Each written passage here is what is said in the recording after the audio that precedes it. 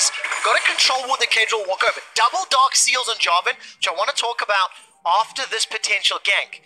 Vision has been revealed, but with Flash, Flag, and Drag, it is actually very easy for Jarvan to escape.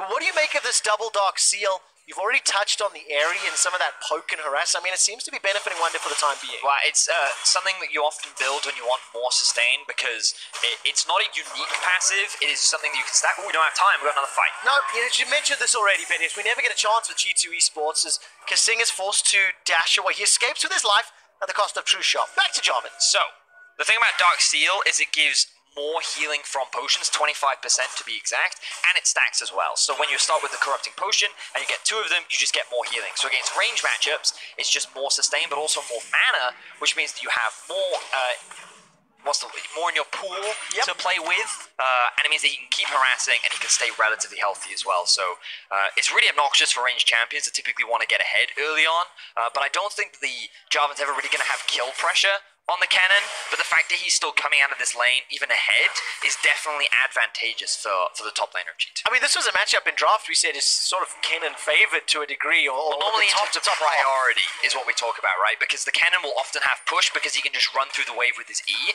and if Jarvan is overextended, it's really easy to set up for a play. Speaking of setting up plays, alright, Kentrel's gonna go in. That's a great barrel. That's gonna set up the damage on the Perks. Perks dashes over the wall, flashes back. We're all by some time. His special's trying to find one more hit.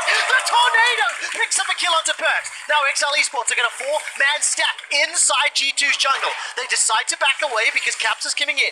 Hemoplague's available to him, but XL find themselves a kill and retake the gold lead. Really love the decision making there from Special, because I thought they were going to just try and kill Mickey, but their eyes were set onto Perks, and while he played that as well as he could, utilizing his ultimate to get over the wall and then flashing afterwards, you couldn't actually generate a big enough of a gap between him and Special, which meant the Special could continue to chase even through 2 different walls. So it ends up being a single kill over in XL's favor, and they now lead in gold against G2, they lead in kills, and things are looking pretty good for XL in this early game. And welcome back to the XL that was making us very optimistic in the beginning weeks of the split.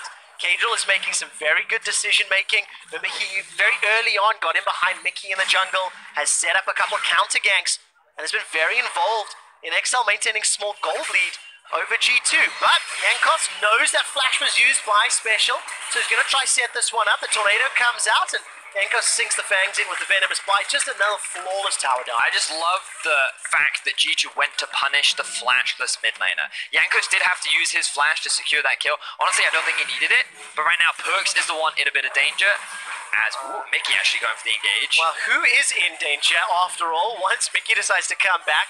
He's obviously got that ultimate available to him as well. If he needs to jump on top of Perks, wasn't necessary that time around. Jessica and Kasing backed away.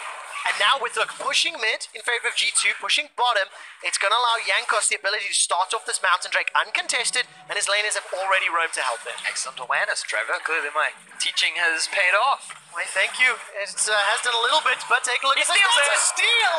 After we're gloating about the priority, now the ultimate is going to get Mickey out to safety. Glacial Prison. Fissure comes down. XL are taking the lead. They've got the mountain. They get themselves another kill.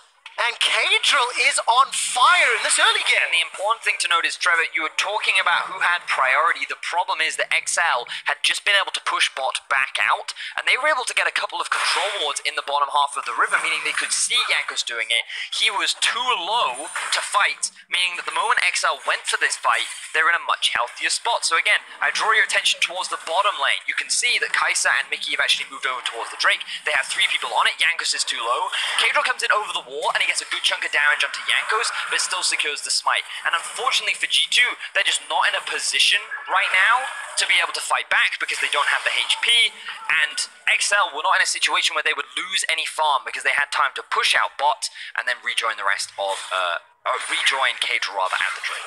So this gives XL Esports an 800 gold lead. They've got that Mountain Drake that we talked about a little bit, and now Caps gets jumped on by Special. There's support coming in from Kasing, but Yankos was waiting in the wings if anything further played out, and Yankos doesn't care. He's down a small amount of CS, or farm rather, but if I look at actual gold secured, down 500 gold. Thank you for the toggle, observers. Even in the top lane, and Jessica currently, thanks to the help of that Klepto, outdoing Perks in the bottom lane. The one thing you do have to give some insight into, a number of plates have been killed this game.